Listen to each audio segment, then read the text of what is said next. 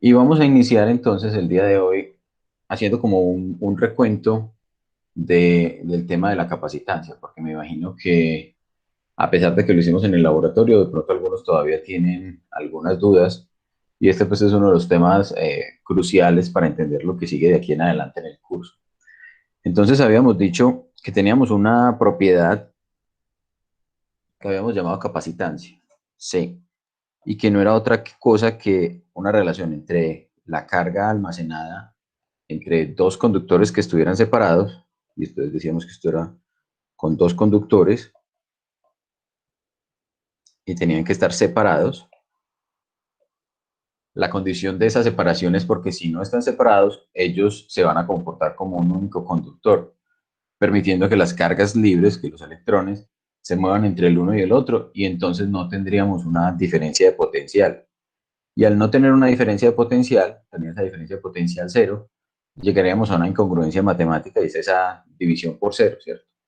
Entonces, por lo tanto, la capacitancia es un valor que requiere, una condición que requiere que esos dos conductores sean diferentes.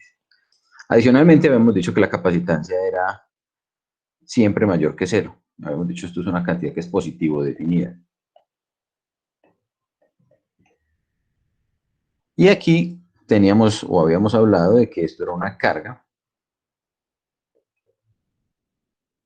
que por el proceso de carga, si ustedes recuerdan, que ocurre simultáneamente en las dos placas, la carga en magnitud es la misma en ambas placas, solo que con una diferencia del tipo de carga. En una placa va a estar cargada de manera positiva y en la otra de manera negativa. Entonces, carga en una de las placas o en uno de los conductores.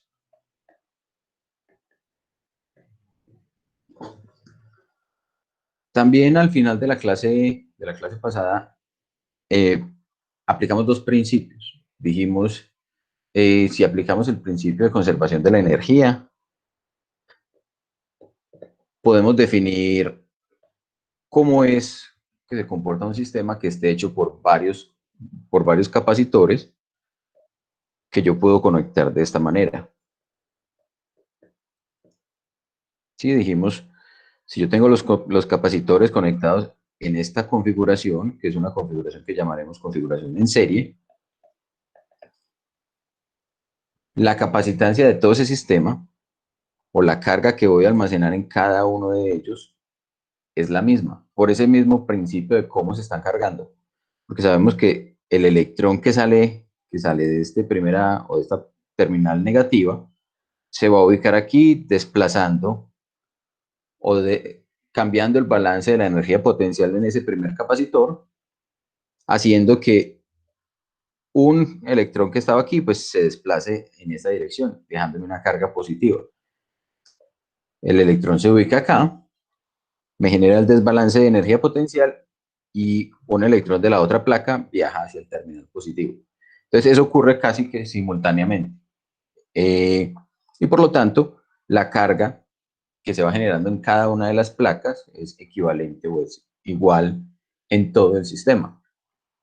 Y por ello, entonces decíamos, bueno, entonces a esto, a la capacitancia equivalente del sistema, la podíamos escribir, o a 1 sobre la capacitancia equivalente, la podemos escribir como la sumatoria desde igual 1 hasta n de todas la suma de los inversos, o todos los 1 sobre C sub i, donde cada uno de ellos es la capacitancia de cada uno de los capacitores que nos encontramos en serie. Y el otro principio que teníamos era el de conservación de la carga.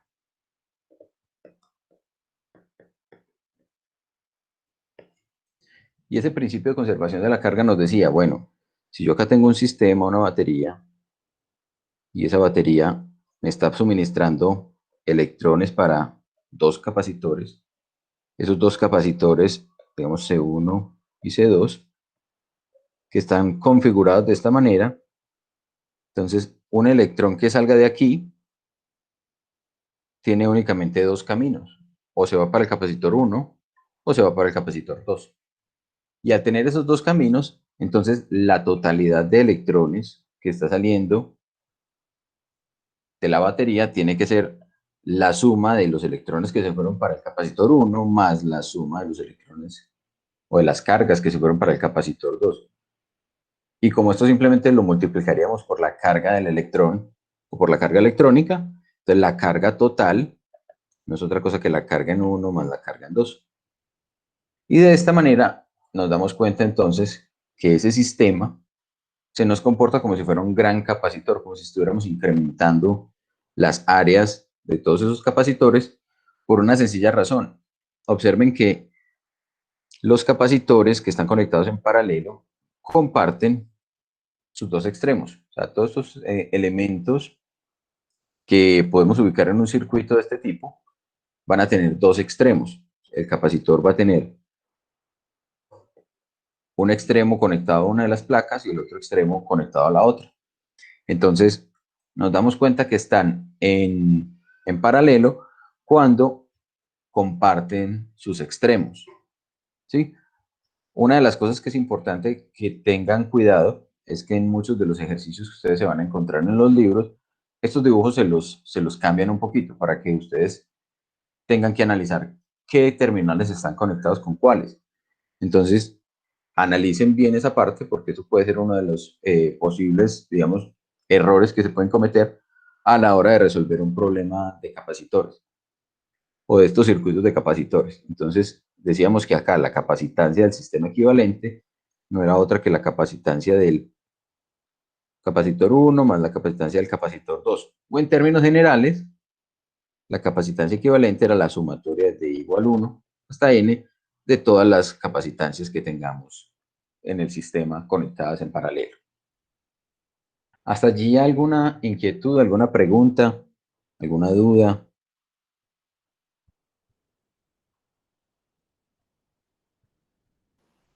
No, Juan, todo claro.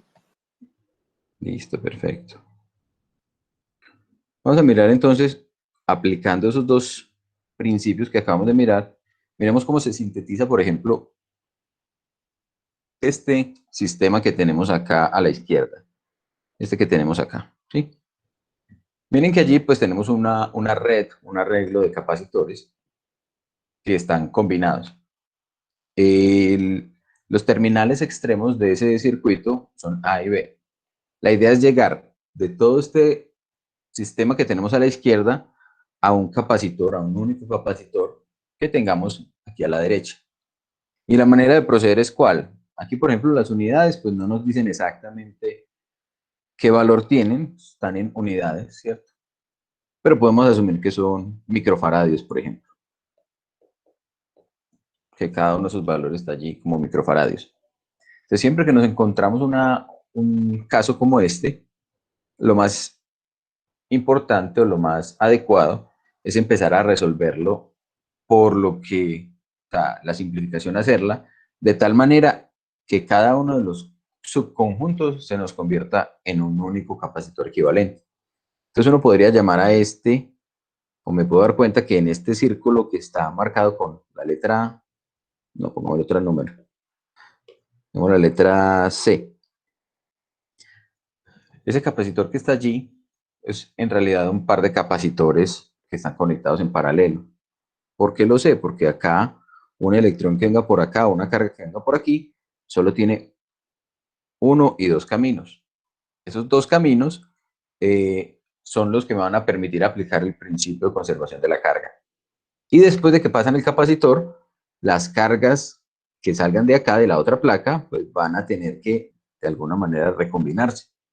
Entonces, ese es otro punto importante de los capacitores en paralelo. Los capacitores en paralelo van a tener esa característica y es que si en algún momento las cargas tuvieron varias opciones o varios caminos para tomar y llegar a las diferentes placas, después las cargas procedentes de esas segundos pares de placas van a tener que recombinarse. Entonces, si no se están recombinando, pues hay algo diferente, no hemos llegado pues al fin de la simplificación.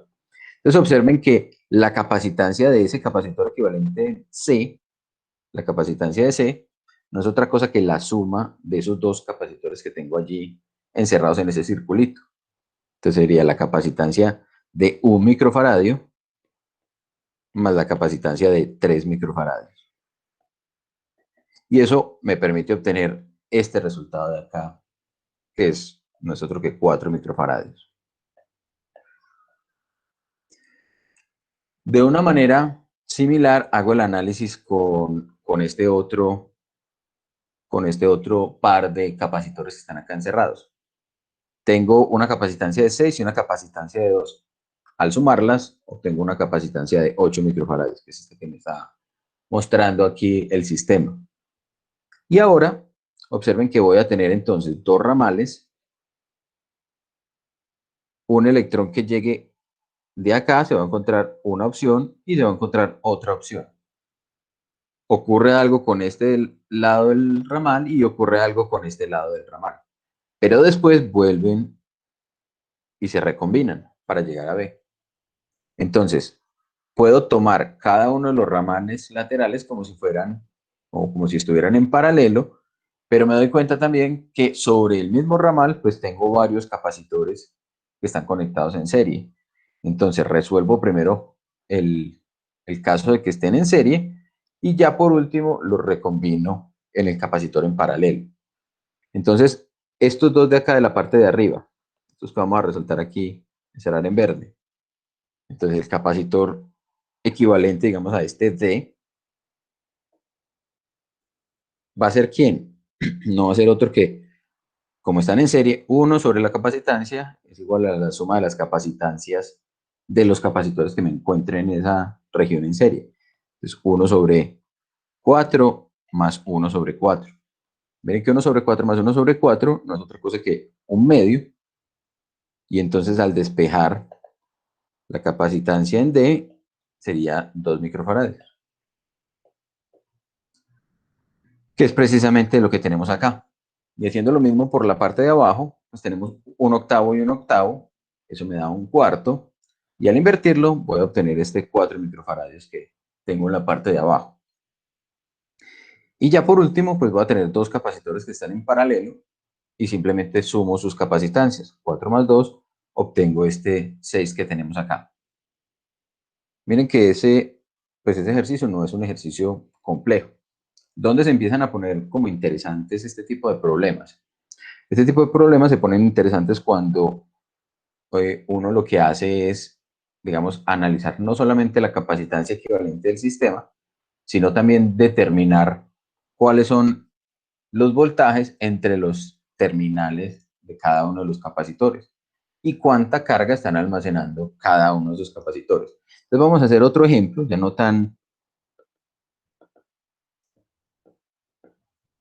no que esté resuelto de entrada, así como el que teníamos allí, sino este que tenemos acá. Entonces vamos a hacer una red también, una red de capacitores donde acá tengo un primer capacitor, C1 de 12 microfaradios. Este lo vamos a conectar a estos dos capacitores, a este capacitor C2 de 2 microfaradios y a este capacitor C3, me quedó como medio chueco, dibujémoslo un poquito más arriba, a este capacitor C3 de 4 microfaradios.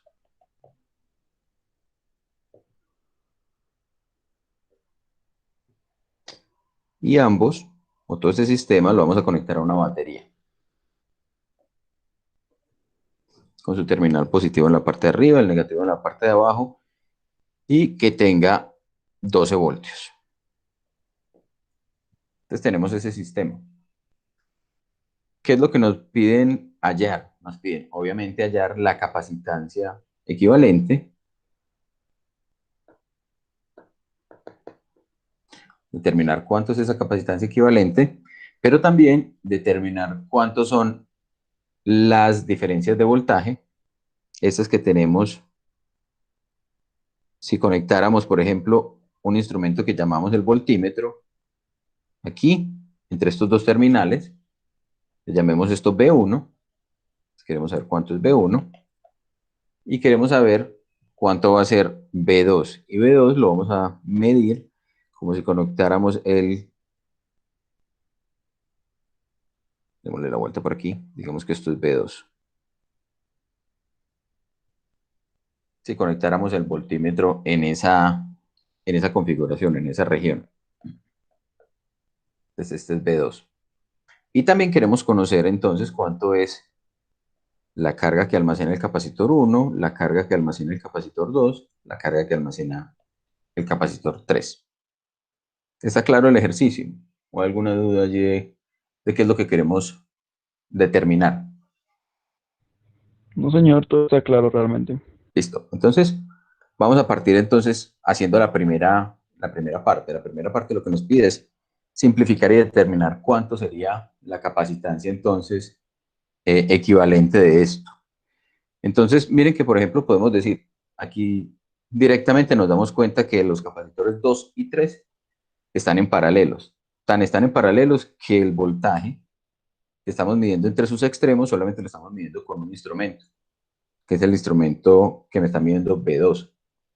Entonces, como están en paralelo, yo simplemente puedo decir, ok, entonces la capacitancia de un capacitor que me reemplace a 2 y 3 al mismo tiempo no es otra cosa que la suma del capacitor 2 más la suma del capacitor 3. Entonces esto no es otra cosa que 6 microfaradios. Pongámoslo así paso a paso para que no nos queden 2 microfaradios más 4 microfaradios. Igual 6 microfaradios. Listo. Ya tenemos el capacitor que me reemplaza a 3. ¿Cómo me quedó el sistema? El sistema me quedó C1 y este C23. Conectados esos dos a la batería de 12 voltios. Esto queda de 12 voltios. Este C1 era de 12 microfaradios. Y este C23 me queda de 6 microfaradios. Listo. Pero queremos llevarlo es todo a que me quede de esta manera. Que me quede una batería de 12 voltios conectada de un único capacitor. Y ese único capacitor llamémoslo C123. Ese de aquí. Entonces la capacitancia equivalente, la capacitancia de ese C123, miren que no va a ser otra cosa que 1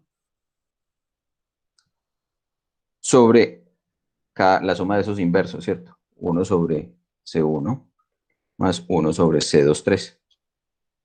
Ahí directamente ya hicimos la despejada de cuánto valía o de 1 sobre el capacitor equivalente. Y entonces esto no es otra cosa que 1 sobre 12 más 1 sobre 6. Y esto me va a llevar a que cuando hago esta operación, esto es como si tuviéramos acá 2 sobre 12, ¿cierto? Podemos ahora sumar entonces esa fracción de la parte de abajo, son 2, muy feo. Me quedaría 3 doceavos, y como el 12 está en la parte de abajo, entonces sube y me quedaría 12 tercios. 12 tercios y esto sería 4 microfaradios, ¿cierto? Entonces el capacitor equivalente o el capacitor 1, 2, 3 es un capacitor de 4 microfaradios. ¿Hasta ahí alguna duda? Eso fue lo que No, acabamos de señor, hacer, realmente todo está ¿cierto? Eso fácil. fue lo que hicimos con el caso anterior.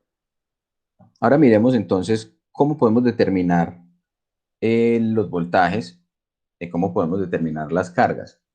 Entonces nos damos cuenta que, que al estar en paralelo, entonces el voltaje que tienen los dos capacitores 2 y 3 es el mismo, y al estar en serie, el voltaje que tiene, perdón, las cargas que están acumulando esto y esto de aquí, pues deben ser entonces también las mismas.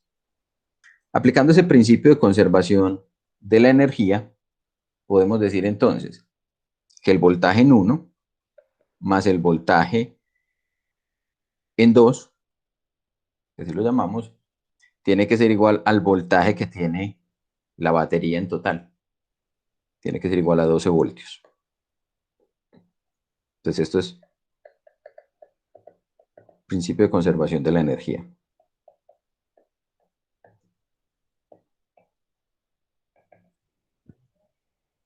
Listo. Y también, como el capacitor en 1 está en serie con el capacitor 2,3, cuando estábamos en esta condición, cuando lo teníamos de esta manera, entonces podemos decir que la carga que se está acumulando en 1 tiene que ser igual a la carga que se acumule en 2 y 3, o a la suma de esas dos, ¿cierto?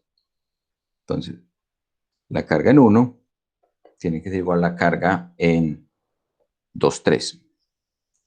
Y ahora podemos decir entonces, partiendo de ese caso anterior, que como los 12 voltios era V1 más V2, que eso fue lo que dijimos en la ecuación anterior, y aplicando esa definición de la capacitancia, esto no es otra cosa que la carga en 1 sobre la capacitancia de 1, más la carga en 2,3 sobre la capacitancia de 2,3. Pero dijimos que las cargas eran equivalentes. Entonces acá lo que estamos haciendo es, esto es como si fuera Q1 también. Y entonces aquí podemos reemplazar los valores que ya conocemos. Conocemos las capacitancias. Entonces Q1, la capacitancia del 1 era 12 microfaradios. La capacitancia de 2,3 era de 6 microfaradios. Q1 sobre 6 microfaradios. Y ya podemos entonces despejar el valor de Q1, ¿cierto? Entonces nos damos cuenta aquí que otra vez podemos multiplicar por 2 arriba y abajo. Podemos sumar entonces los denominadores y tendríamos que 3Q1 sobre 12 microfaradios tiene que ser igual a 12 voltios. ¿Listo? Y entonces aquí simplemente podemos despejar Q1. Q1 es entonces 12 por 12, 144. Y sobre 3. Y esto lo voy a tener en voltios que multiplica a microfaradios. Y ese voltio por microfaradios me da microcoulombios. Entonces esto es 48. 48 microcoulombios. Y esa es la carga entonces que estamos almacenando en el capacitor 1. Entonces esta era una de las preguntas que me estaban haciendo por allá arriba. Ya con esa carga conocida puedo determinar entonces B1. Porque yo sé que B1 era Q1 sobre C1. Y entonces 48 microfaradios dividido la capacitancia en 1 que era 12 microcoulombios. 12 12 microfaradios. Estoy al revés. Hice las unidades al revés. La carga era 48 microcoulombios y esto es 12 microfaradios. Y esto me da entonces 4 voltios. Entonces esos 4 voltios es la diferencia de voltaje que hay entre los extremos del capacitor 1. Es decir, cuando yo mido con este instrumento acá, ese instrumento me va a medir 4 voltios. Ahora la pregunta, ¿dónde van a estar las cargas positivas y dónde van a estar las cargas negativas?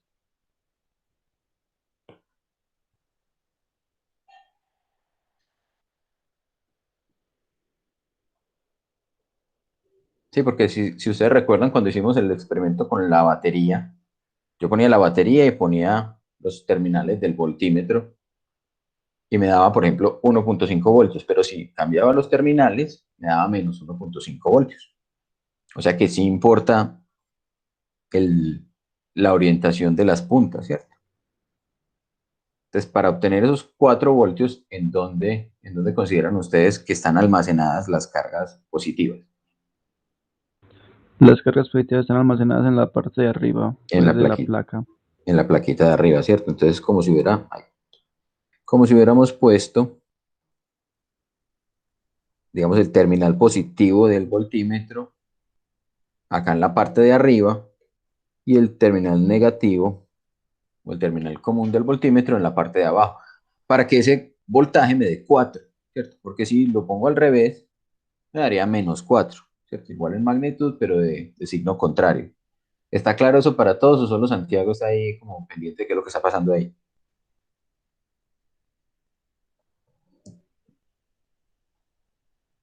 No, Juan, aquí está. Está claro. Ah, listo, bueno, perfecto. Sí, o sea, si me dicen que sí, listo. Muy bien, entonces ya tenemos el voltaje en, en el primer capacitor. Una de las terminologías que a veces se utiliza en esto de los circuitos es la caída de potencial o la caída de voltaje. También es otra manera de llamar a la diferencia de potencial. Entonces, simplemente cuando en un circuito están conectados a una fuente de voltaje, los diferentes elementos, entonces se puede preguntar, o la pregunta puede ser simplemente, ¿cuál es la caída de voltaje en cada uno de los elementos? O sea, ¿cuál es la diferencia de potencial eléctrico entre los terminales o entre los extremos de ese elemento? Entonces, para que de pronto, si se encuentran esa terminología de esa manera, pues no se vayan a asustar o no se vayan a enredar en lo que les están preguntando. Entonces, bueno, teníamos entonces que el voltaje en uno es 4 voltios, pero también por allá habíamos dicho que gracias a la conservación de la energía, la suma de los dos voltajes o la suma de las dos caídas de voltaje o dos caídas de potencial tenía que ser igual a 12 voltios. Y ya conocemos una, acabamos de encontrarla, que era 4. Entonces ya podemos encontrar la otra. Entonces B1 más B2 tiene que ser 12 voltios.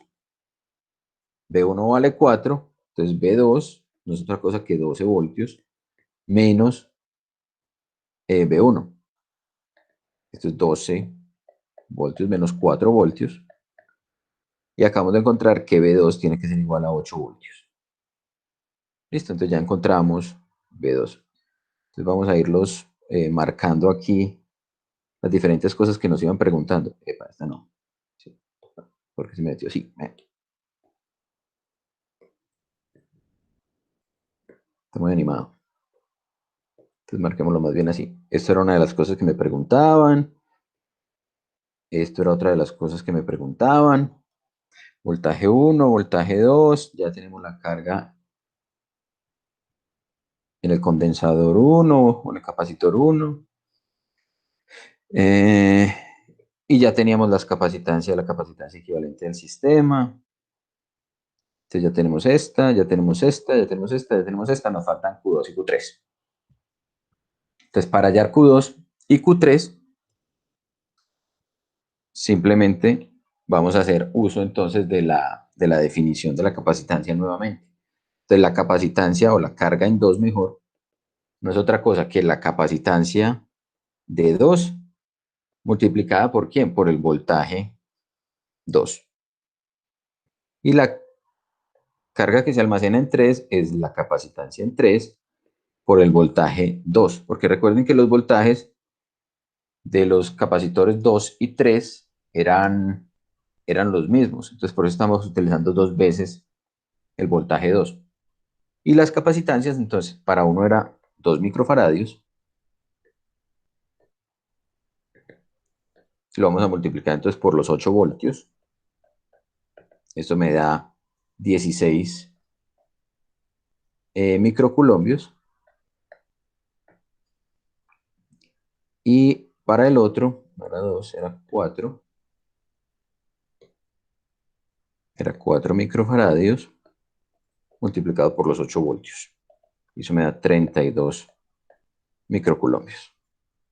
Entonces acá tenemos el valor de 3 y el valor de Q2. Y ya tenemos los 6 elementos que nos estaban pidiendo allí. Listo, en el sistema. Muy importante. recordar entonces que cuando estamos hablando de un capacitor equivalente, es un capacitor que me está reemplazando todo lo que el sistema es capaz de hacer, ¿cierto?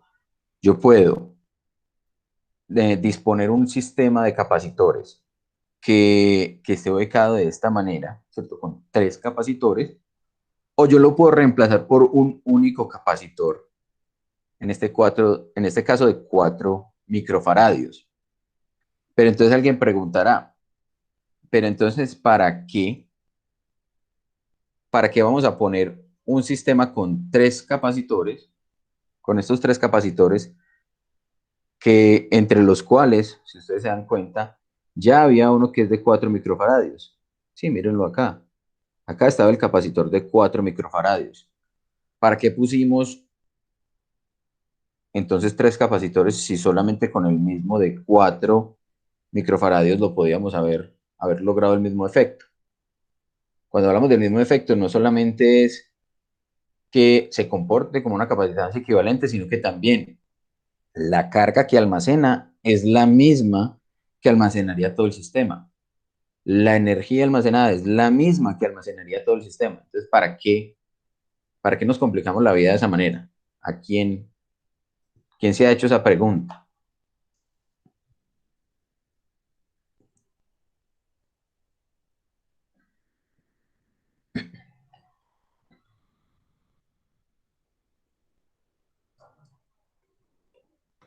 Juan, perdón, ¿podría repetir esa parte, sino que se me entrecortó un poco? Claro. Mira, El- la pregunta es, si acá exacto, te das cuenta, tenemos tres capacitores, ¿sí o no? Uno de 12, uno de 2 y uno de 4. Y haciendo el análisis, llegamos a que esos tres los podemos reemplazar por un único capacitor de 4. O sea, el sistema equivalente entre esta red que tenemos acá y esta que es mucho más sencillita, esta que está marcada aquí, es simplemente poner un capacitor de 4 microfaradios pegado a la batería. O sea, estamos almacenando la misma cantidad de carga, la misma energía que estábamos almacenando con estos tres de acá. Entonces, ¿para qué complicarnos la vida? Y los escucho. A ver, ¿quién me dice o quién ha pensado en eso?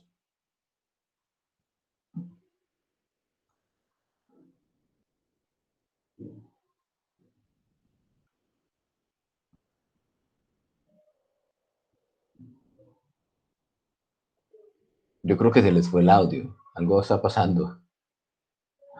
No, profe, no, intentando organizar las ideas, pues no creo que sea tanto que nos compliquemos la vida con un circuito así que está fraccionado, sino que más bien el método de simplificar todo en un solo capacitor es una simplificación de algo ya prescrito. O sea, entonces nosotros no nos estamos complicando a tener algo más chiquito, sino que estamos facilitando para ayudarnos a hacer algunos cálculos, pero bien, pero al hacer la simplificación en un solo capacitor, no estamos dando muestra de un dispositivo real, sino una simplificación matemática.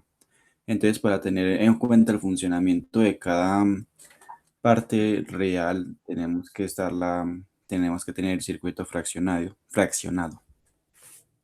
Bueno, eso puede ser parcialmente cierto, pero la cosa es que en la vida real uno sí podría, al momento de diseñar un circuito, decir, pues no necesito poner estos tres capacitores, porque esa es, digamos, la esencia de cuando decimos vamos a simplificarlo y vamos a llevarlo a un único elemento para poderlo analizar.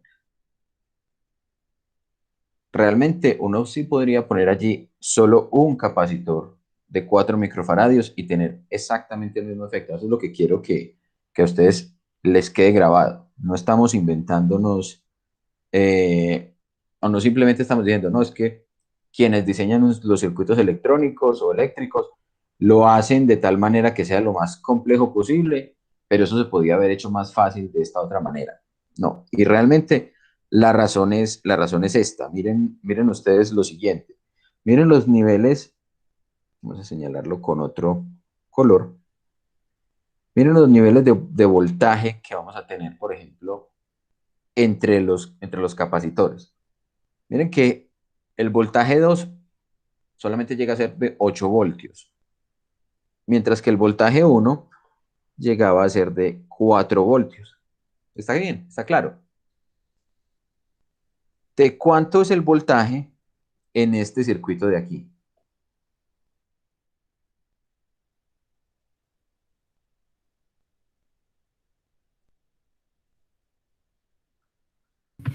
De 12 voltios. De 12. O sea, lo que estamos diciendo es, entre las placas de ese capacitor, entre este extremo y este extremo, voy a poner directamente los 12 voltios que tiene la batería. Pero resulta, les voy a mostrar una imagen.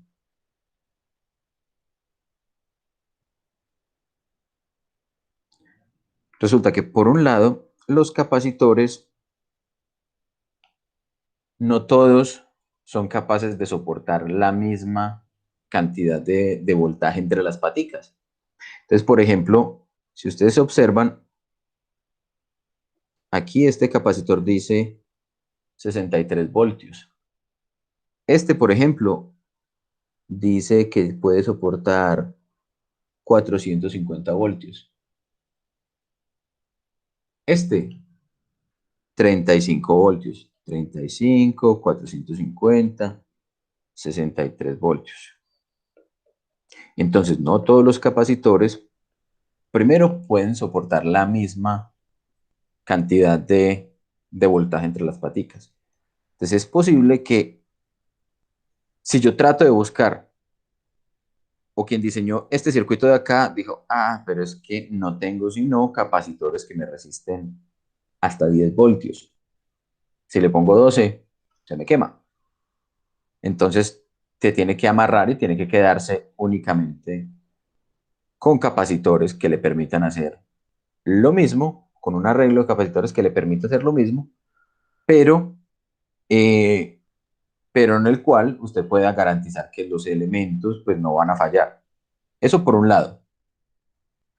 Por otro lado, no siempre vamos a tener eh, o no vamos a llegar siempre a casos donde voy a tener valores exactos de capacitancia. En este caso, pues, nos coincidió que el capacitor 1, 2, 3 es de 4 microfaradios y ese valor, pues, es un valor de los que en teoría ya teníamos. Pero los capacitores comerciales, pues, van a tener valores de capacitancia muy diversos. Y les vuelvo a mostrar la imagen que teníamos acá. Este, por ejemplo, dice que tiene, este de acá tiene 220 microfaradios. Este de acá es de 1000 microfaradios. Este chiquitico, a ver si se alcanza a ver, de 0,47 microfaradios. Y así. Entonces miren, por ejemplo, que si yo tengo, si de 220, por ejemplo, salta a 450 y yo necesito un capacitor intermedio, digamos de 300 algo, entonces yo, por ejemplo, podría conectar esos dos capacitores en serie. Digamos que voy a conectar el de 220 microfaradios en serie con el capacitor de 450 microfaradios. Y eso me va a dar un capacitor equivalente de ¿cuánto? 1/1/220 más 1/450. Eso es el capacitor equivalente de esos dos de ahí arriba. ¿Eso cuánto nos da? Aquí por acá tendré la calculadora yo.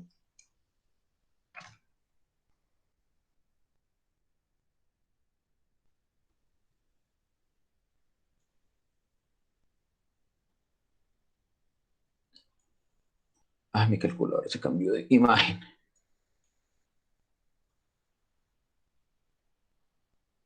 Ah,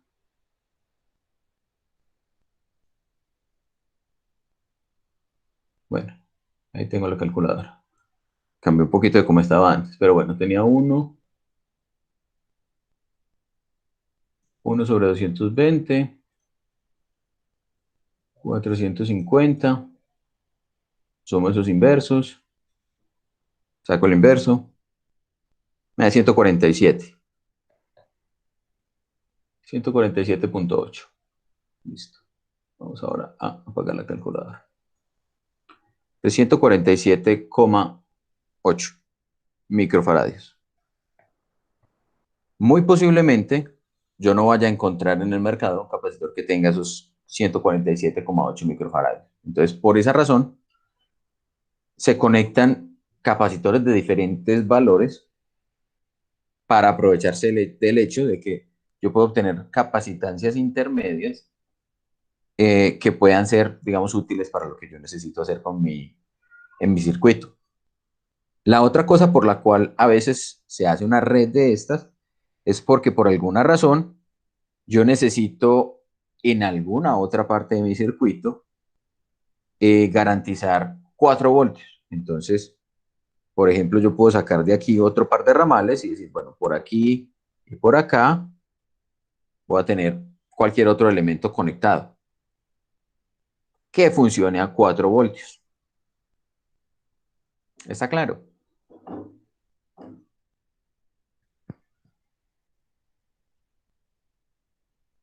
Listo, entonces no es necesariamente porque, o sea, no funcionaría como de pronto estaba mencionando allí John Nader, que es como dos memorias RAM.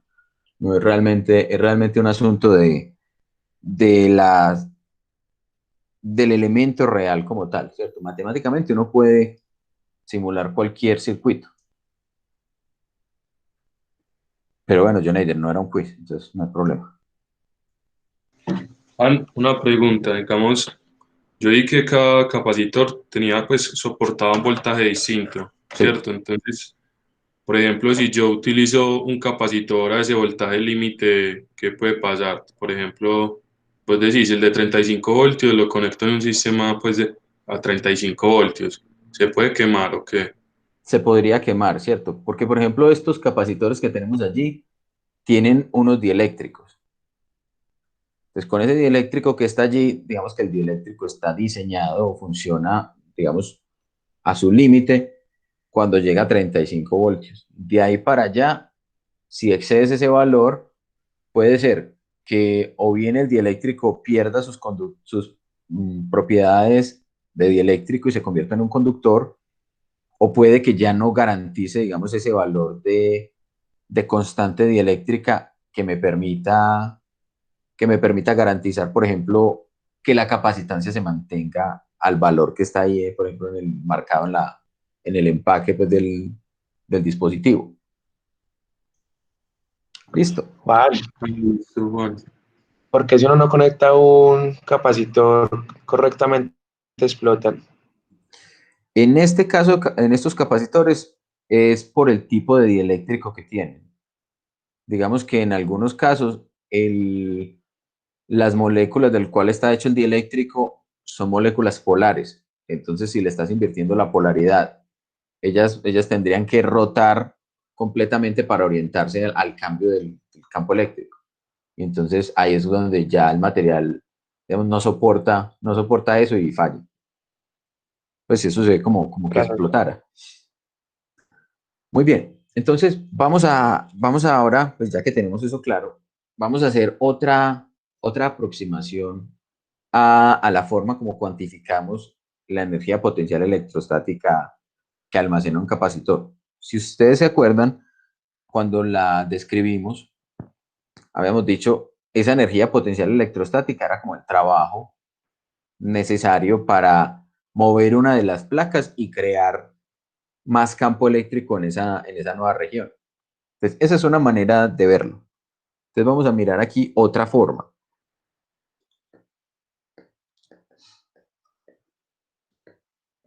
Digamos, otra forma de análisis de la energía potencial electrostática en un capacitor.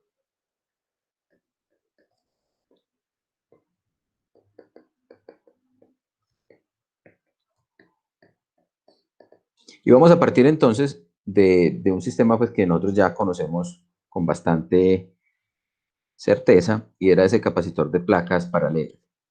Entonces, vamos a decir que acá tenemos dos placas que están conectadas entonces a una diferencia de potencial, que están conectadas, digamos, puede ser a una fuente de voltaje o a una batería,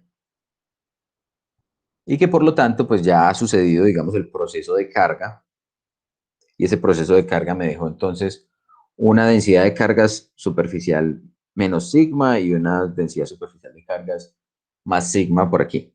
Y eso está a una diferencia de potencial. Entonces, ¿qué es lo que también sabemos? Que la magnitud de las cargas pues es exactamente igual en las dos placas, solo que en esta será una carga positiva y en esta será una carga negativa. También sabemos que entre las dos placas se me va a establecer un campo eléctrico, que si las dos placas están lo suficientemente cerca y las placas son lo suficientemente grandes, pues el campo eléctrico será uniforme. Digamos, ya tendrá, digamos, esta configuración y su magnitud no es otra que sigma o la densidad de cargas sobre epsilon cero. Y ahí estamos considerando que lo que está entre las placas no es otra cosa que el vacío. Entonces también decimos que esto está a una cierta distancia d. Eso era como las características. Las placas tienen una área A. Yo creo que así ya teníamos completamente definido nuestro sistema. Entonces miren que dijimos que la manera o el método de cargar el sistema de placas o el condensador de placas paralelas era que los electrones salían del terminal negativo de la batería, se iban y se posicionaban en la placa del lado derecho.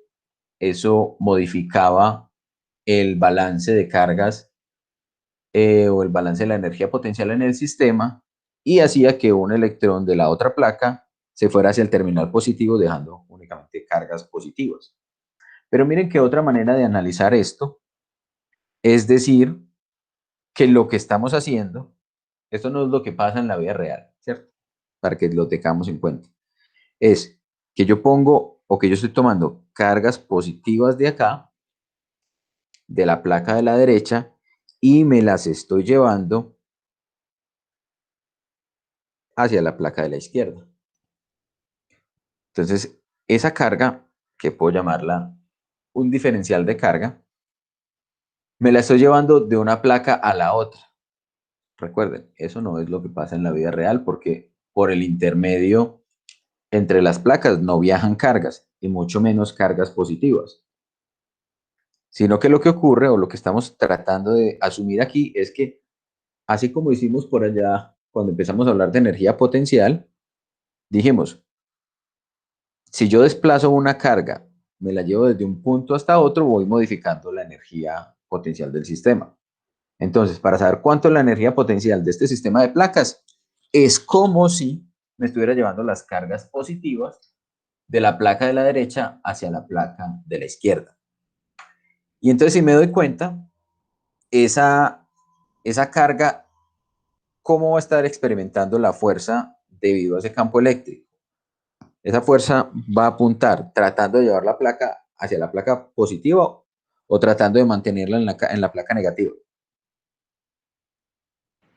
De mantenerla. De mantenerla, ¿cierto? Entonces, claramente el trabajo no lo va a estar haciendo el campo eléctrico, sino que lo va a estar haciendo un agente externo, porque de otra manera yo no me puedo llevar esa carga para el otro lado. Entonces, vamos a decir que el cambio o la cantidad de trabajo que yo estoy realizando, el trabajo que estoy realizando para llevar esa carga de un lado al otro, tiene que ser igual al cambio en la energía potencial. Y es un trabajo hecho por un agente externo. Entonces, por esa razón, no estamos diciendo que es menos el trabajo hecho por el campo eléctrico, sino que es el trabajo hecho por el agente externo. Y aquí, miren que podemos directamente definir entonces, para conocer cuánto fue el total de la energía, de cuánto cambió la energía, yo puedo expresarlo. La energía igual al trabajo hecho por el agente externo, pero si recordamos el trabajo hecho por el agente externo, conocíamos una expresión que nos hablaba de el trabajo por unidad de carga. Entonces, el trabajo por unidad de carga dijimos que era el la diferencia de potencial. Eso es el trabajo por unidad de carga. Y ahora lo que vamos a hacer es simplemente, pues entonces, considerar las cargas que estamos moviendo. Entonces, de esa manera, definimos el trabajo por unidad de carga como, como el valor o la expresión que nos permite definir cuánto será entonces todo el cambio en la energía potencial. Y entonces decimos, bueno, pues si queremos conocer todo, pues tenemos que integrar. Cuando no he llevado ninguna carga, pues la energía no habrá cambiado nada. Y cuando llevo toda la carga, o la total de la carga Q que tenía almacenada aquí en las placas, pues voy a tener la energía total. En este caso, recordemos entonces que esa diferencia de potencial no era otra cosa que U por unidad de carga. Energía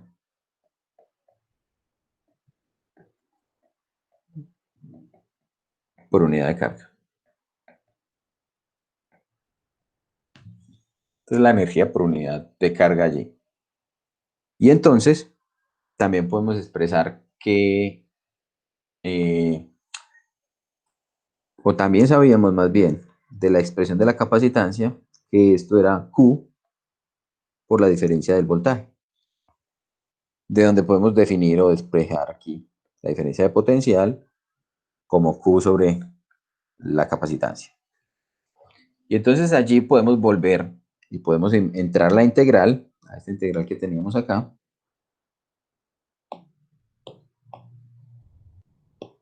A esta integral y decir, bueno, la integral de du es toda la energía del sistema. dB, o delta V más bien, no es otra cosa que la carga por la capacitancia. Ahí simplemente puse la variable de carga en la misma que teníamos aquí con el diferencial. Y esto sería integrado entre 0 y toda la carga total. Y cuando hacemos esa integral, pues nos damos cuenta que 1 sobre c sale de la integral, porque eso es constante. Y nos queda la integral entre 0 y q de este q de q. Y ese q de q, pues al integrarlo me queda como q al cuadrado sobre 2. Entonces esto me queda como q al cuadrado sobre 2c. Entonces esta es la expresión a la que llegábamos de la energía potencial en el sistema. Y haciendo uso de las otras igualdades, porque entonces sabíamos también que ya la habíamos utilizado por acá, por ejemplo esta, que Q, de acá podemos también sacar que Q es igual a la capacitancia por delta V. Yo puedo decir que entonces esto es 1/2 de la capacitancia por delta V al cuadrado sobre C. Se me va a cancelar una de las Cs y esto me queda igual a 1/2 de la capacitancia por delta V al cuadrado. Y esta era otra de las expresiones que teníamos para la energía. O también que U es 1/2 de Q por delta V. Entonces, 3 maneras de encontrar la energía potencial del sistema dependiendo de qué parámetros del sistema conozco yo. Si conozco la carga y la energía, si conozco la carga y la diferencia potencial, o si conozco la carga y la capacitancia, o si conozco la capacitancia y la diferencia potencial. Entonces, cualquiera de esas me va a permitir a mí encontrar cuánta energía me está almacenando el sistema. ¿Preguntas, dudas?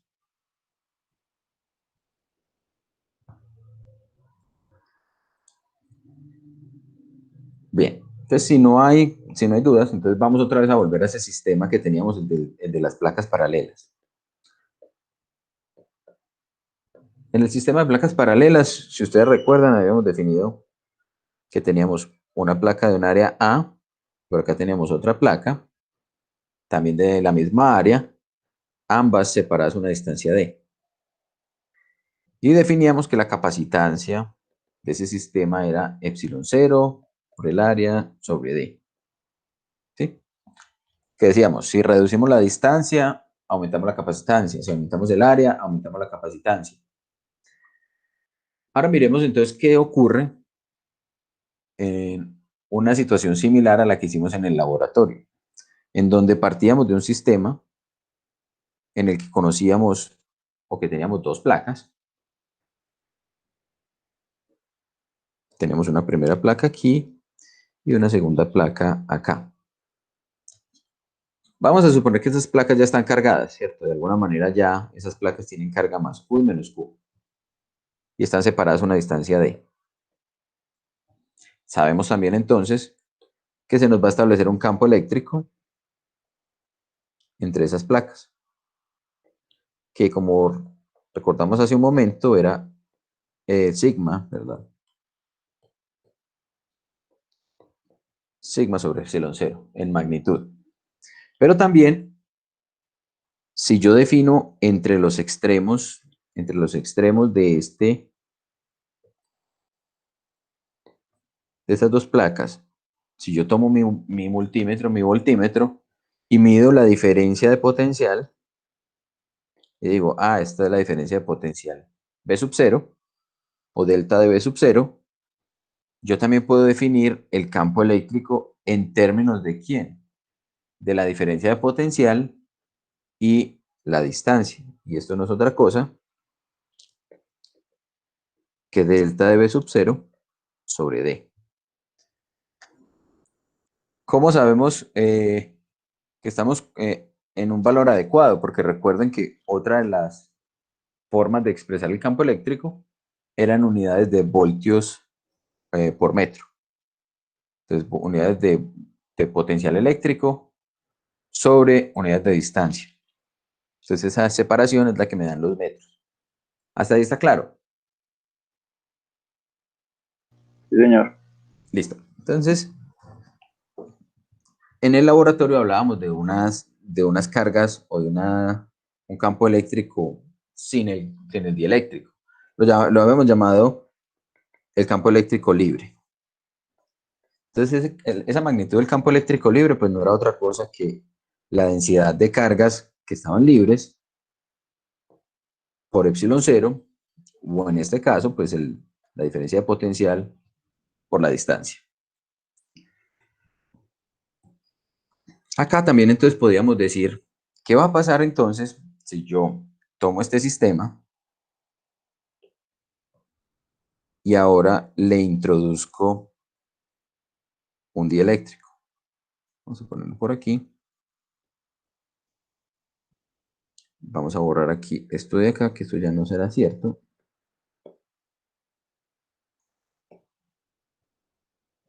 Listo. Entonces tenemos el mismo sistema, donde no hemos cambiado las placas, pero acá en el centro vamos a introducir un material dieléctrico. Vamos a poner el dieléctrico de este color.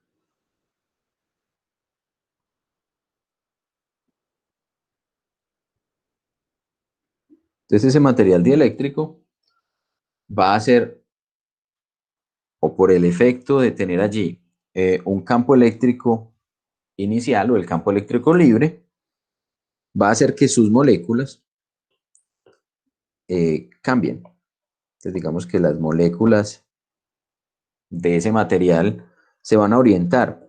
Si bien las cargas no se pueden mover porque están fijas en el dieléctrico no tiene la capacidad de ceder sus cargas o sus electrones y dejarlos mover libremente, dentro del material sí va a ocurrir una reorientación, donde las moléculas, digamos, van a tener su lado más negativo, más acercado o apuntando en la dirección de la placa más positiva. Y entonces esto va a generar un campo eléctrico dentro del dieléctrico que va a estar inducido. Un campo eléctrico que se va a enfrentar al campo eléctrico inicial que teníamos dentro de mi dieléctrico. Entonces teníamos allí un campo eléctrico libre y un campo eléctrico inducido. Hasta ahí eso fue lo que habíamos mencionado en la clase o en el laboratorio. Entonces, ¿qué va a pasar con el voltaje? Resulta que en el caso del sistema con un dieléctrico, la variación o el voltaje tiene que cambiar. ¿Por qué? Porque estamos diciendo, este sistema de placas está aislado. O sea, lo conecté a la batería para cargarlo, pero después le desconecté la batería. Entonces, si recordamos, teníamos esa expresión que nos decía que la capacitancia era la carga sobre la diferencia de potencial, y la carga se está manteniendo, ese valor de allí es constante, entonces tiene que haber algún cambio por el efecto de haber puesto ese material dieléctrico allá adentro. ¿Qué es lo que voy a observar? Que esto va a tomar un valor diferente. Tenemos un valor, llamémoslo condieléctrico, una diferencia de potencial condieléctrico. El campo eléctrico, por otro lado, vamos a tener un campo eléctrico que será el campo eléctrico neto, que va a ser la suma de esos dos campos eléctricos, el libre más el campo eléctrico inducido. Pero acá nos damos cuenta entonces que si bien vectorialmente los estamos sumando, sus magnitudes o sus vectores apuntan en direcciones opuestas.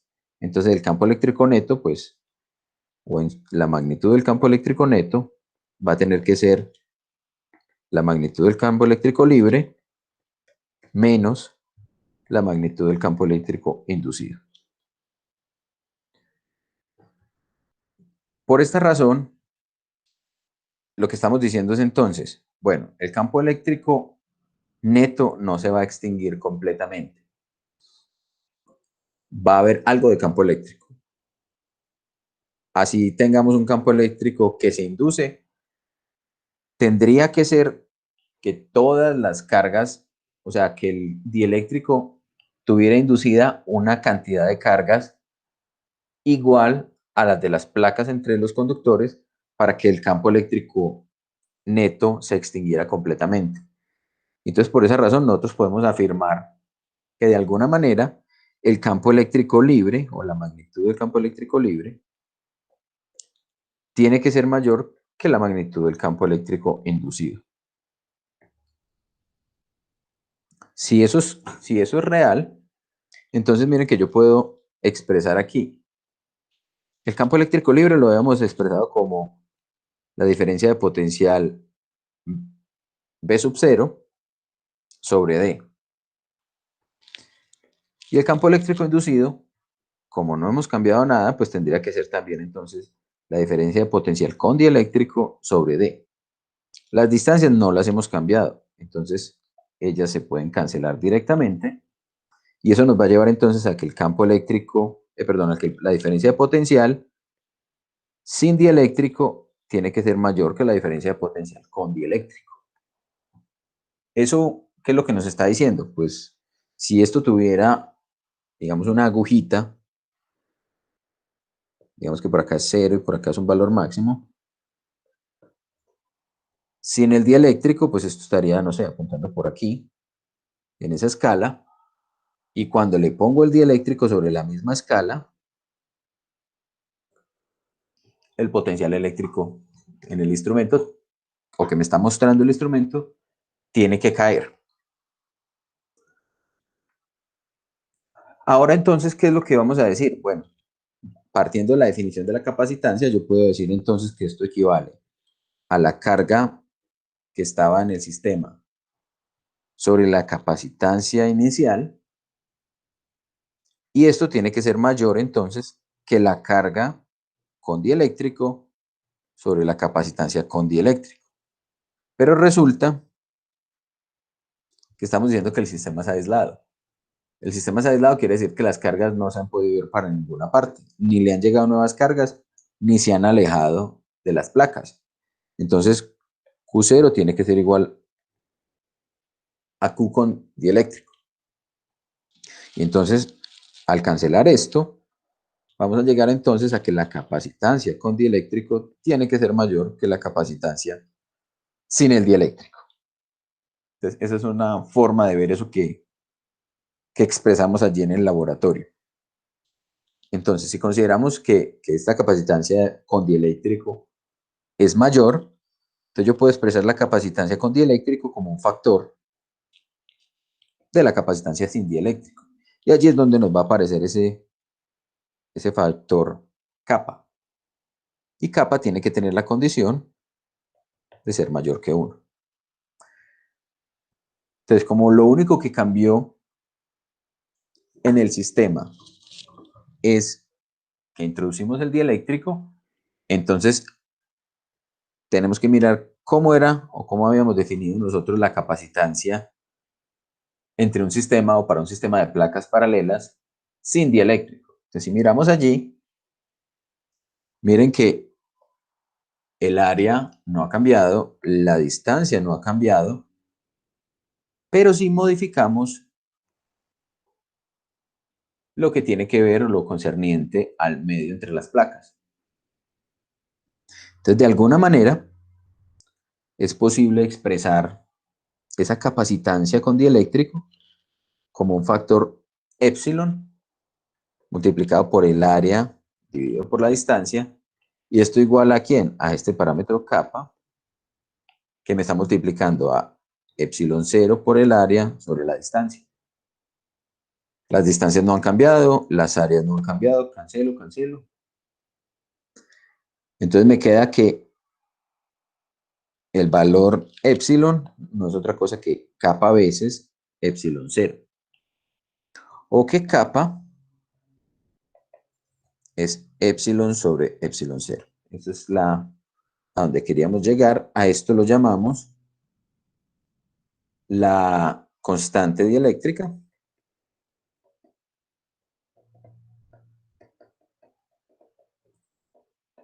de los materiales.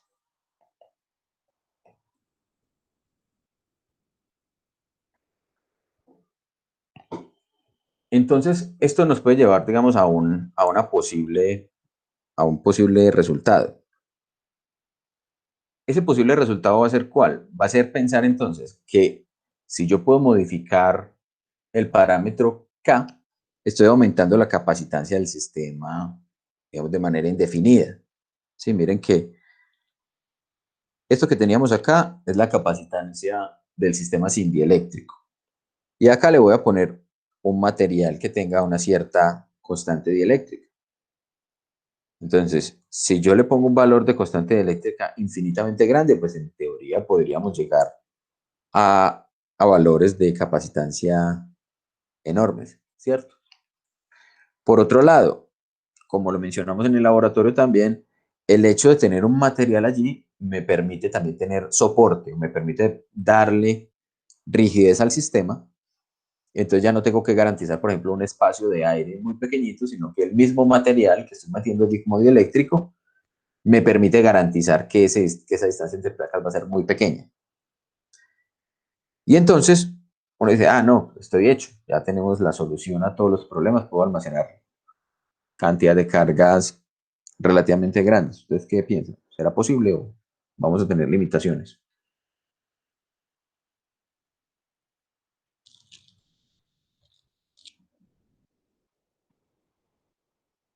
Se me durmieron. Estaba yo aquí en un monólogo. Sí, hay limitaciones. Vamos a tener limitaciones, exactamente, porque la naturaleza, pues, digamos que tiene límites. Los materiales tienen límites. Uno de esos límites se conoce como el poder dieléctrico. Entonces vamos a mirar aquí una tablita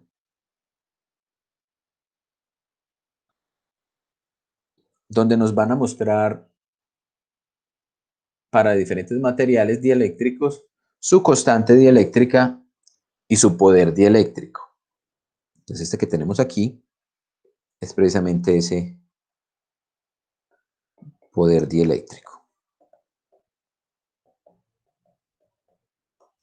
El poder dieléctrico no es otra cosa que el máximo campo eléctrico que yo le puedo aplicar. Miren que las unidades son de campo eléctrico. El máximo campo eléctrico que yo puedo aplicar entre los extremos de un material antes o para que él se convierta en un conductor. Ah, ¿cómo así? Pues entonces, no era un dieléctrico. Sí, pero recuerden cuando hablamos de los rayos, el aire es un material dieléctrico, pero bajo ciertas condiciones sus moléculas se pueden ionizar y la corriente puede fluir. Entonces, en el caso del aire, pues estábamos hablando del orden de 3 millones de voltios, si ustedes recuerdan adecuadamente. Aire que habíamos dicho que era aire seco. Entonces, con esa diferencia de potencial yo puedo tener un movimiento de cargas en un material dieléctrico.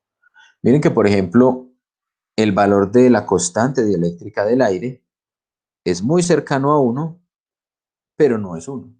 Tiene por allá en la cuarta cifra decimal valores diferentes de 0. ¿Eso qué es lo que me está indicando? Que si bien el aire es un material que se comporta como dieléctrico, él no modifica mayormente digamos, los resultados o la capacitancia de un sistema. Digamos, no tiene esa capacidad. Por eso generalmente cuando hablamos de un capacitor de placas planas, pues no nos molestamos en decir tiene aire, está al vacío, porque es esencialmente pues lo mismo. No modificaríamos mayor cosa si lo hacemos al vacío o si lo hacemos en aire. Sin embargo, hay otros materiales donde pues ya esto se vuelve un poquito más interesante, como por ejemplo, qué sé yo, el papel. Si ustedes se dan cuenta, el papel tiene una constante dieléctrica de 3.7, entonces por el simple hecho de yo poner una hoja de papel entre dos placas, estoy aumentando la capacitancia en 3.7 veces. Y el poder dieléctrico, por ejemplo, del papel es de 16 millones de voltios. Es decir, para que yo logre tener cargas que estén viajando por el papel, pues tengo que tener entre los extremos de ese material 16 millones de voltios por metro. ¿Sí? Otros materiales, por ejemplo, allí algo interesante es el vidrio. Miren que tiene 6, 5,6, ¿cierto? Dependiendo del tipo de vidrio. Materiales semiconductores como el titanato de estroncio, pues, que es un material cerámico, tienen valores excesivamente altos, 233. El vacío total tiene 1 con muchos ceros, ¿cierto? En teoría, estamos diciendo allí que la constante dieléctrica es con la cual estamos haciendo todas las referencias, pero observen que, por ejemplo, en el caso del vacío, no hay un poder dieléctrico.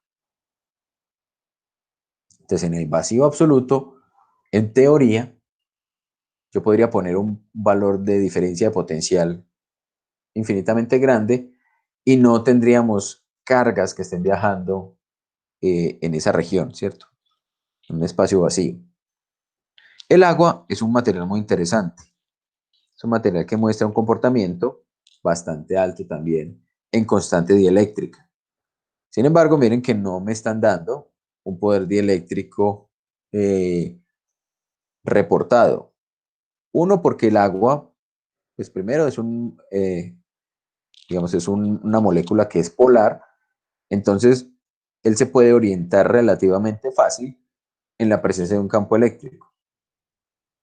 Y el otro, porque el agua por lo general, pues no tendrá una cantidad o sea, el agua de por sí va a tener una cantidad de iones disueltos que el proceso de filtración para remover esos iones es bastante dispendioso, bastante complicado. Entonces, va a ser muy variable el poder dieléctrico o el campo eléctrico que le tengo que aplicar para que el agua se vuelva conductora. Eso que se ve, por ejemplo, en las películas que a alguien lo matan electrocutado en la bañera tirándole un secador de pelo. Eso es cierto, ¿cierto? Eso no es ficción de película. Y miren que, por ejemplo, entre los terminales pues, de un secador de pelo, no tenemos millones de voltios, tenemos simplemente 220 voltios. Entonces, para que tengamos eso en cuenta. Lo que les mencionaba del agua, pues también es una cosa interesante, y es el hecho de que por el agua tener una cantidad o una constante dieléctrica tan elevada, se puede utilizar muy fácilmente para muchos sistemas. Uno de esos sistemas, por ejemplo, es almacenar agua en un recipiente y en las paredes de ese recipiente yo ubico un par de placas. Digamos, una placa conductora por aquí y otra placa conductora por acá. Resulta que cuando el recipiente pues está vacío, digamos que lo que tendríamos allí entre esas dos placas es una capacitancia debida al vacío, pero una vez yo empiece a llenar esto de agua, yo lo lleno hasta la mitad, entonces toda esta región de acá, todo esto que vamos a tener aquí en la parte inferior, ahora va a tener una constante dieléctrica de 80. Es decir, el capacitor entre esta y esta región va a tener una capacitancia 80 veces más grande que la que va a tener en esta porción superior. Y entonces eso permite determinar, por ejemplo, con bastante precisión niveles de agua. Entonces yo puedo, con un sistema de estos, determinar qué tan alto es o qué tanto contenido de agua tengo en un recipiente. Listo. Esto es más o menos parecido al último de los ejemplos del laboratorio, donde introducíamos un dieléctrico hasta la mitad. ¿Sí se acuerdan que cuando se introducía hasta la mitad, el campo eléctrico variaba bastante en esa región a comparación de la zona que estaba sin el dieléctrico? La capacitancia entonces en esa región varía también bastante. Listo. Otro, Una hola. pregunta. Oye, La constante dieléctrica no está necesariamente como relacionada completamente con la fuerza, el poder de carga, creo que era que se el poder llamaba dieléctrico.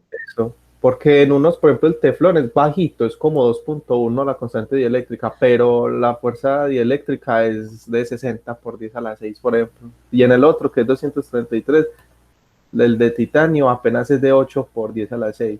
No necesariamente. La constante dieléctrica está más relacionada con qué tan fácil se orientan las moléculas del dieléctrico en la presencia de un campo eléctrico externo. O sea, qué tan fácil ellas pueden rotar para alinearse, porque finalmente lo que uno necesita es, como vemos acá, que las moléculas del dieléctrico se orienten. Ellas, digamos que en el estado inicial, ellas podían estar, qué sé yo, así, menos más, menos más, menos más.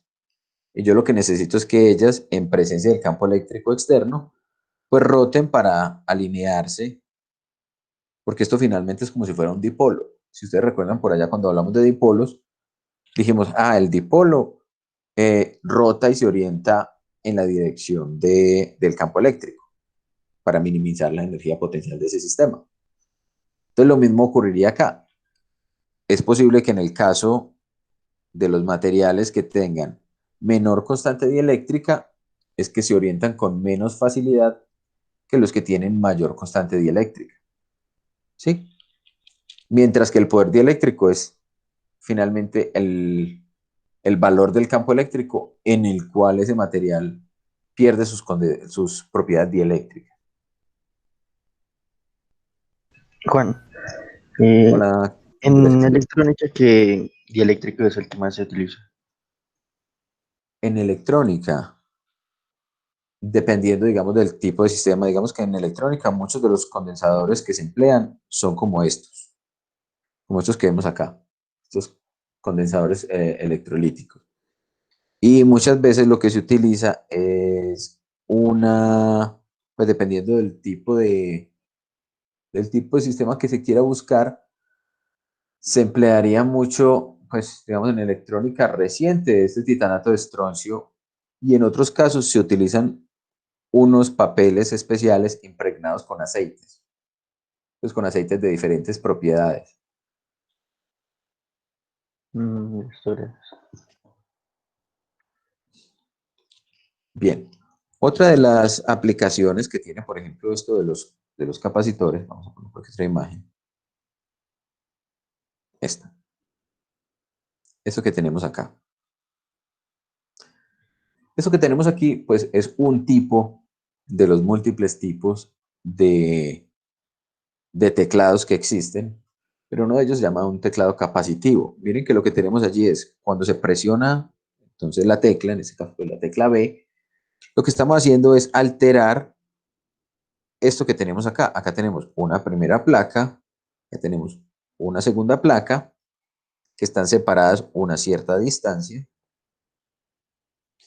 y entre el medio de las placas pues tengo un material dieléctrico. Entonces, en este caso, por ejemplo, no estamos cambiando la posición del material dieléctrico, sino que al presionar estamos modificando este parámetro, el parámetro D. Y entonces la capacitancia se va a ver alterada y el sistema, pues que está constantemente mirando o analizando los valores de capacitancia de cada una de las teclas, va a decir, presionaron la letra B. Entonces eso ya lo convierte en una señal para el computador. Listo. No es el único tipo de sistemas capacitivos, hay bastantes aplicaciones de sistemas capacitivos. Por ejemplo, otro de los sistemas que se emplean para capacitores es el uso de micrófonos. Entonces, los micrófonos, por ejemplo, tendrían una membrana que está pegada a una placa, y entonces cuando la persona está hablando o cuando se registra un sonido, esa onda de presión genera un desplazamiento también de la placa que está pegada a la membrana, modificando también entonces la capacitancia. ¿Cuándo más? A ver qué otro sistema. Ya habíamos hablado, creo que, de los desfibriladores de corazón, ¿cierto? Que almacenan una carga y la descargan sobre el paciente cuando entra en este estado de fibrilación cardíaca. Entonces hay muchas aplicaciones que teníamos allí. ¿Qué pasa, por ejemplo, con la energía que se almacena en un capacitor cuando yo le meto el dieléctrico? ¿Qué creen ustedes que ocurre? ¿Aumenta? ¿Se reduce? ¿Se acuerdan del laboratorio? Entonces lo saben.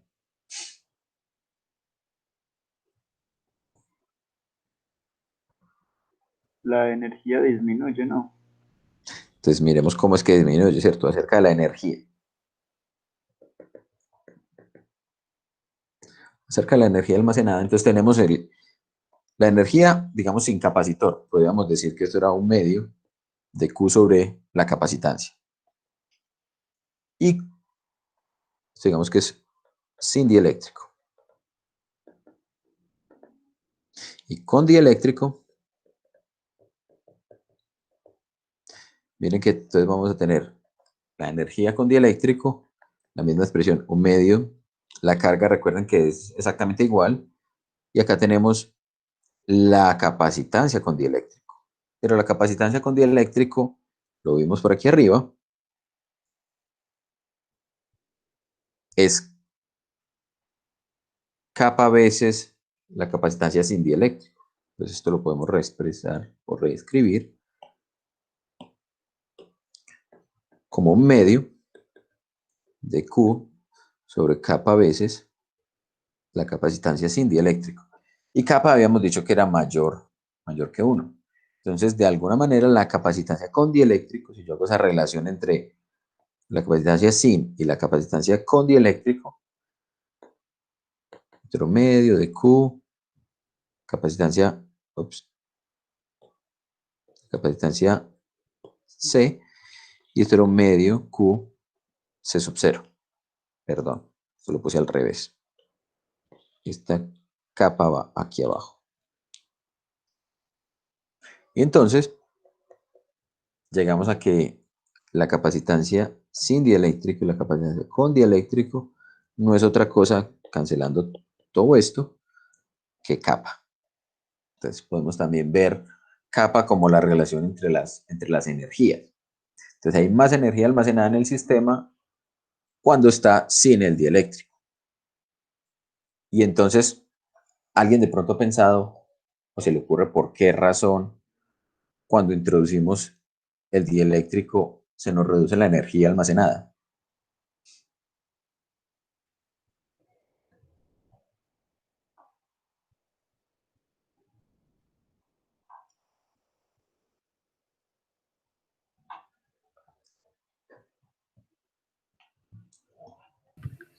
Porque se hizo trabajo para generar la polarización del dieléctrico. Una de las razones es porque se hace trabajo para generar esa polarización. La otra que podríamos pensar es, si pensamos en esa última manera como definimos o como pensamos la energía potencial, entonces si decimos, esta es la carga positiva, esta es la placa cargada positiva y esta es la placa cargada negativa, y habíamos dicho, entonces vamos a pensar en esa energía como todo el trabajo por unidad de carga en llevar cargas positivas desde esta placa hasta la otra, en contra de este campo eléctrico que tenía aquí las placas. Resulta pues entonces que cuando tenemos el dieléctrico, cuando acá ponemos este material, el campo neto, que es finalmente el que van a experimentar, el que va a experimentar esto, realmente va a ser reducido, ¿cierto? Pues por aquella expresión que dijimos, la magnitud del campo neto es el campo eléctrico libre menos el campo eléctrico inducido. Entonces, de esa manera decimos, como se indujo un campo, eso le redujo, digamos, la intensidad al campo eléctrico que estaría experimentando esta particulita que me quiero llevar para el otro lado. Entonces me la puedo llevar más fácil, pero llevármela más fácil es, digamos, a costa de que la energía que puedo almacenar va a ser menor. ¿Está claro eso? Juan, en el laboratorio, cuando teníamos todavía conectada la fuente de voltaje, pues como el voltaje no cambiaba, el campo eléctrico tampoco, sino que lo que hacía era como que se aumentaba el campo eléctrico libre para que al restarle otra cantidad, el campo neto quedara igual que al principio. Se mantuviera, sí, es verdad. Ajá, entonces ahí cómo sería lo de la energía. Pues ahí como que no se podría entender tanto con lo de la partícula moviéndose de un lado. Pero ¿cómo varía la capacitancia? Es lo que habría que mirar. ¿Cómo cambia la capacitancia cuando se introduce el dieléctrico, sabiendo que la diferencia de potencial se está manteniendo constante? Aumentaba también. No, Sí, se iban más cargas de la batería hacia la... Sí tenemos esa situación. Iban más cargas de la batería a esas posiciones de la placa. Sí, Juan. Bueno, entonces las razones de por qué se está aumentando el campo eléctrico allí, nos estaría hablando de qué está ocurriendo con la energía almacenada, ¿cierto? Podríamos relacionar eso en términos de que, bueno, habría que mirar cómo es la proporción entre lo que se está aumentando, la cantidad de cargas y lo que se está aumentando la capacitancia, si lo que queremos es saber qué está pasando allí con la energía. gracias, Juan. Bueno, por acá entonces les quería mostrar otro sistemita, pues que también digamos es una configuración que es bastante convencional. Es esta de aquí, se llama un capacitor de aceite. Y entonces lo que tenemos allí es que en ese capacitor, todo este elemento de acá, todo este elemento que está aquí pintando en rojo, es un único conductor y el otro es otro conductor. Entonces observen que hay como una intercalación entre esos dos conductores. Esas que tenemos allí son placas. Entonces las placas se intercalan y generan una capacitancia entre los dos conductores. El material dieléctrico pues sería el aceite, que por ejemplo acá teníamos un valor de capacitancia, perdón, de constante dieléctrica para un tipo de aceite que, por ejemplo, en este caso sería de 2.5.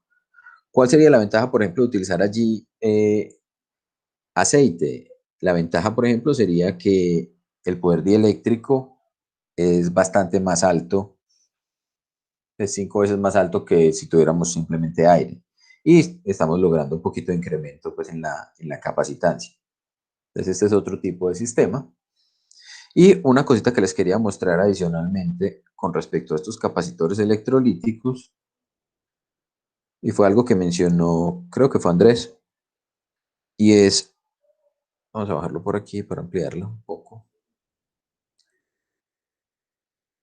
Y es que no sé si ustedes notaron que por acá nos va a aparecer unos signos o unos menos, ¿sí?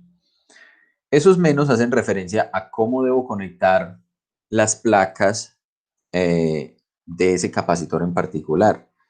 Entonces, para que no ocurra una explosión del dispositivo, para que el dispositivo pueda operar de manera óptima, el capacitor debe ser conectado con su patica negativa al terminal negativo o al potencial negativo y con su patica positiva al terminal positivo de la batería. Entonces, en este caso, digamos que lo único que va a cambiar es tener cuidado a la hora de conectarlos. ¿Por qué razón entonces ocurría esto? De pronto lo que ocurre es que el campo eléctrico pues, se orienta en cierta manera que impide o que no va a funcionar adecuadamente si lo conecto en la posición inversa. O puede ocurrir lo que mencionó Andrés, y es que se puede explotar ese capacitor, ese condensadorcito. La razón para utilizar estos, por ejemplo, es que estos, por ejemplo, logran obtener valores de capacitancia relativamente más altos que los capacitores que son simplemente unas lentejitas. Les voy a mostrar una imagen de esos otros capacitores.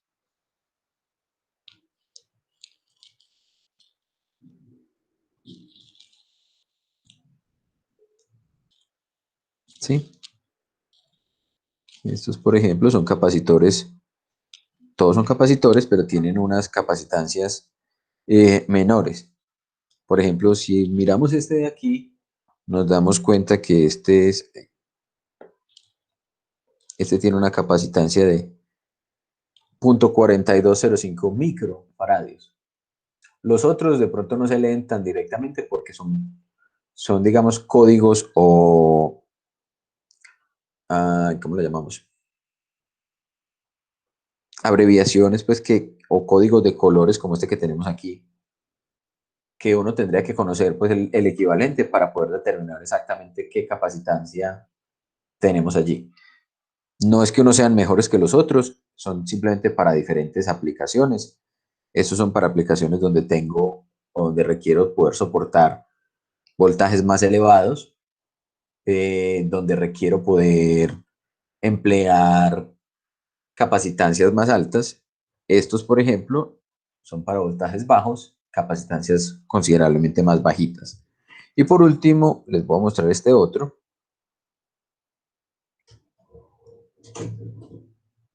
que si bien es una tecnología bastante vieja, es bastante, pues es muy bonito cómo funciona. Y es esto que tenemos allí. Miren que es un sistema donde tenemos unas placas que se intercalan, pero esas placas son variables. ¿Cómo así que variables? Yo puedo rotar, digamos, todo este elemento central con una perilla desde acá afuera. Y lo que estoy haciendo es variar qué cantidad de área se están traslapando entre los conductores. No olvidemos que una de las condiciones para tener capacitancia es precisamente esa, que haya un área de traslape entre los materiales conductores. Nosotros siempre hemos hablado de áreas y decimos, una placa de área A y asumimos que la otra placa también es de área A. Pero realmente la capacitancia tiene que ver es con cuánta área traslapada tenemos entre los conductores. con el fin de que allí en esa región pues se almacenen las cargas. Bien, dudas, preguntas, inquietudes, comentarios.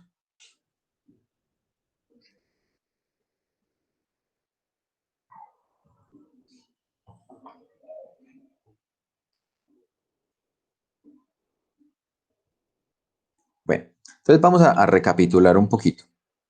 O hacemos un quiz.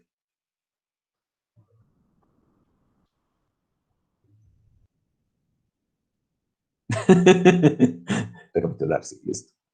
Recapitulemos hoy, pues. Juan, perdón, una pregunta. Pues yo sé que es un poco salida del tema, pero me parece como interesante ese tema de que los capacitores, según cómo usted los conecte, explotan. ¿Eso pasa solo con esos capacitores en específico o cualquier capacitor podría explotar?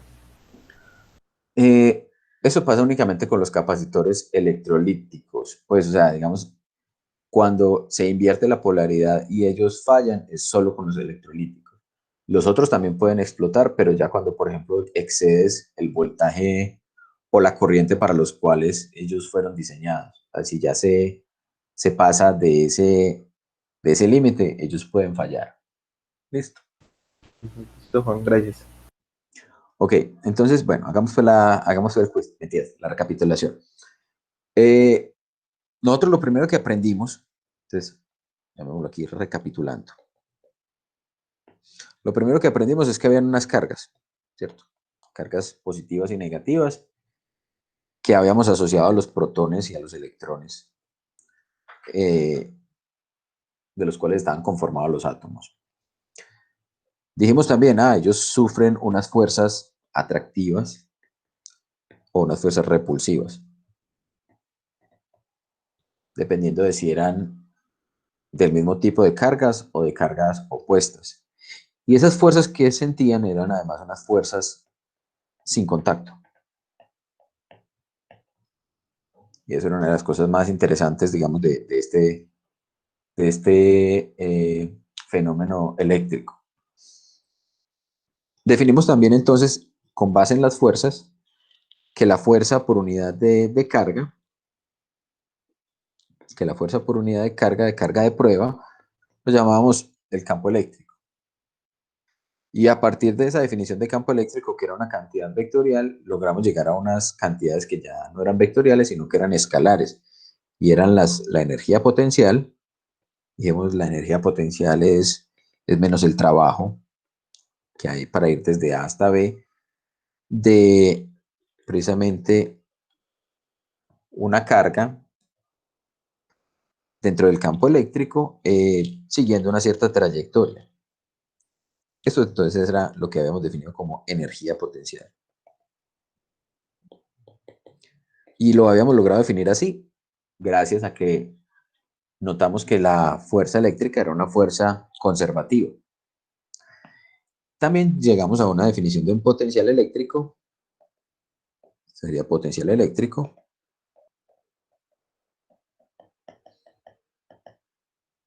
En este caso es una diferencia de potencial como lo estamos definiendo allí, pero es porque no estamos definiendo la referencia de él en el infinito.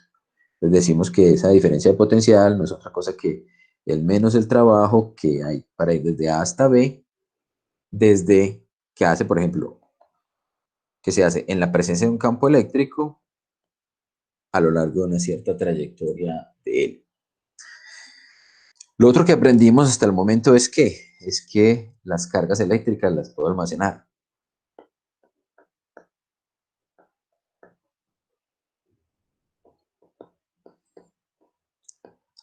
Y para almacenarlas las puedo almacenar en un sistema que es simplemente un capacitor en donde tenía entonces una carga a una diferencia de potencial. Y a eso lo habíamos definido como la capacitancia. Dijimos también en algún momento que la idea era almacenar esas cargas para poder hacer trabajo con ellas. Entonces, una de las preguntas que nos puede surgir en este momento es, bueno, ¿qué tipo de trabajos podemos hacer con esas cargas? Entonces, eso es lo que vamos a empezar a conversar en el tema a partir de hoy por el siguiente par de clases. Entonces, primero, ¿qué tipo de trabajo podemos hacer con esas cargas?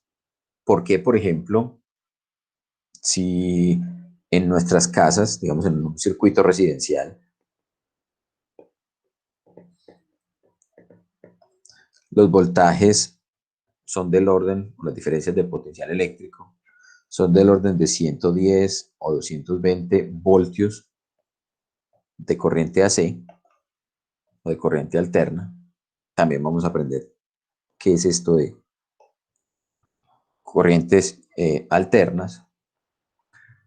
¿Por qué, por ejemplo, si eso es lo que utilizamos en la casa? Creo que ninguno tiene en su casa un sistema, digamos, de mayor acometida. ¿Por qué entonces utilizamos esto?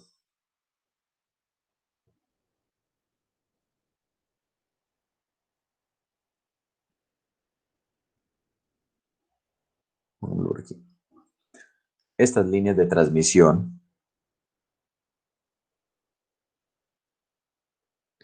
para traer la energía eléctrica desde las centrales de generación hasta nuestras casas. ¿Por qué utilizamos entonces? Porque no son de 110 o 220 voltios, sino que son de alto voltaje. Y cuando estamos hablando Para minimizar las pérdidas en el transporte. a eso es lo que vamos a llegar. Esa es la idea. Que vamos construyendo, digamos, todo ese andamiaje para poder explicar el por qué vamos a hablar de pérdidas en esta situación, ¿cierto? Que hasta el momento, miren que no hemos hablado de pérdidas. Casi que siempre hemos considerado que los sistemas son ideales. Entonces, les decía, por ejemplo, en el caso de la transmisión desde la generadora, por ejemplo, aquí las generadoras más importantes son las que están en el oriente de Antioquia. Una de ellas es, por ejemplo, San Carlos. Si uno mira, por ejemplo, el voltaje que hay entre San Carlos y Medellín, esa diferencia de potencial alcanza del orden de 230 kilovoltios.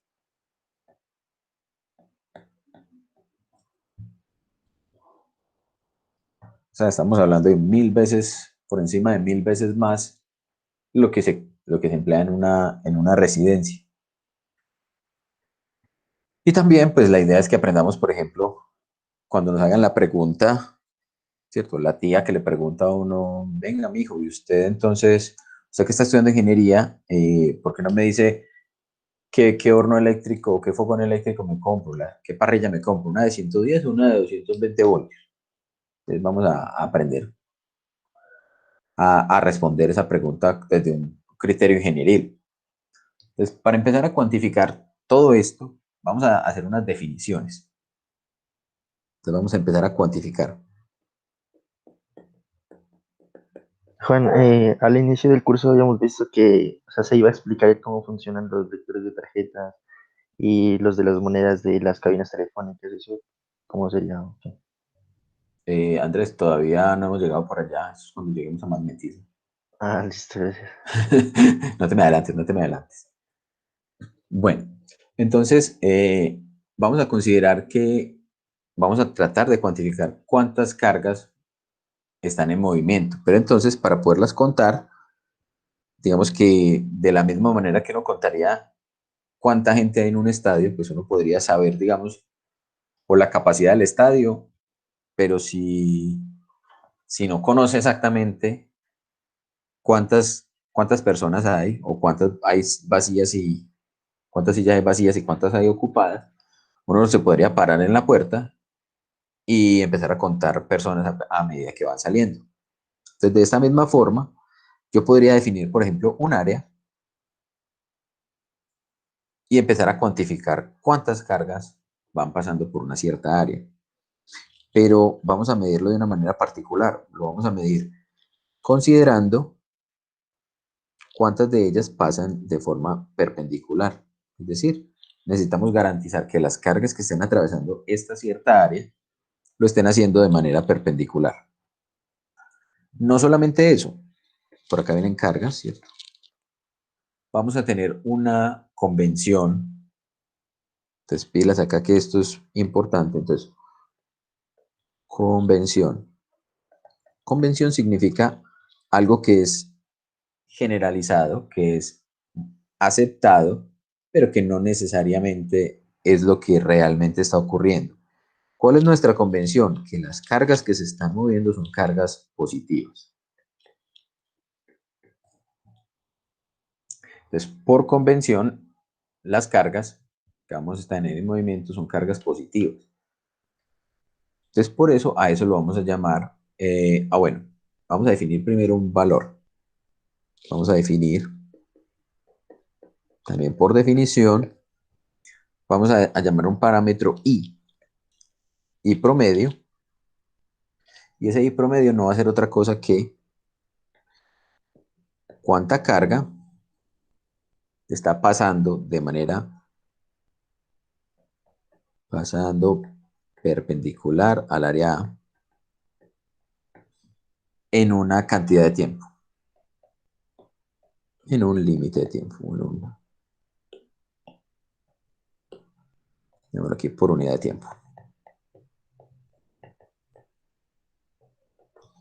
Listo. A esa definición que acabamos de expresar allí, la vamos a llamar corriente. Y si queremos ser más específicos, le podemos poner el apellido convencional. Ese apellido convencional viene de esto, de que esto es una convención. Entonces, ¿cuánta carga de signo positivo pasa por el área de manera perpendicular en una cierta cantidad de tiempo? Entonces, de la misma manera, como ya definimos esto por unidad o por delta de carga, yo también podría definir la corriente instantánea. Y esa corriente instantánea pues será cuando hagamos el límite que nos va a llevar entonces a tener esto expresado en términos de diferenciales. Otra vez, esos de Q, la Q o la carga total tiene que ser mayor que 0. Entonces, ¿qué es lo que hemos dicho hasta el momento? Que por convención,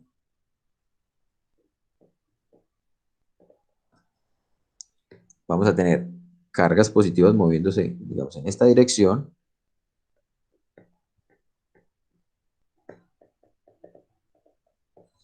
Si las cargas positivas se están moviendo en esta dirección, los electrones se están moviendo en esta dirección.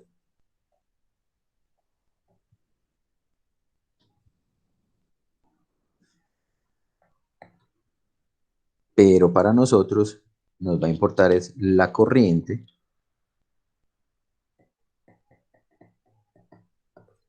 I. La corriente I, la corriente convencional. Y vamos a dejar ahí para que entonces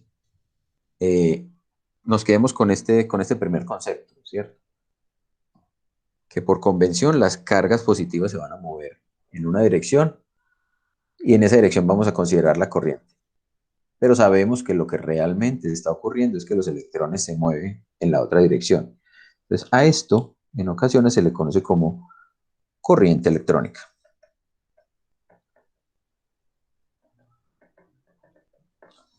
Entonces, la corriente I va en la dirección opuesta a la corriente electrónica. Dejemos hasta ahí y nos vemos el próximo jueves. Si hay alguna duda, me cuentan. Muchísimas gracias. Muchas gracias, Juan. Sí, Gracias, Juan. Hasta luego. Muchas gracias.